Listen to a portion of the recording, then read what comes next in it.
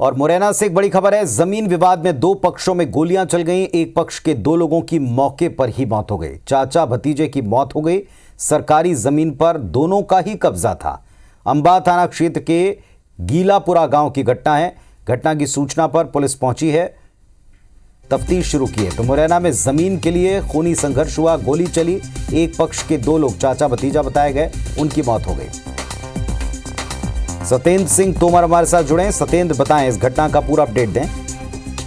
बिल्कुल, ये अंबा थाना इलाके के गीलापुरा का जो पूरा मामला है और ये दोनों ही पक्ष एक ही परिवार के लोग हैं और सरकारी जमीन, इनकी जो मूल जमीन थी उसके बीच में 1 बीघा सरकारी जमीन आ रही थी। उस पर दोनों पक्षों की निगाह थी, दोनों ही परिवार के लोग हैं और उसी को लेकर जब जिस समय चूंकि फसल की बोवनी का समय है, बाजरे की फसल का, तो बोवनी के समय दोनों ही पक्ष उस पर कब्जा करना चाह रहे थे। तो उसी को लेकर दोनों पक्षों में फायरिंग हुई है, जिसमें एक पक्ष के दो लोगों के चाचा भतीजे की मौके पर ही मौत हो गई है। अन्य जो दूसरा पक्ष है उस पक्ष के भी कुछ लोग घायल हैं, वो अस्पताल में, अंबा अस्पताल के लिए पुलिस भेजी। जैसे ही घटना की सूचना मिली पुलिस भी मौके पर पहुंची है।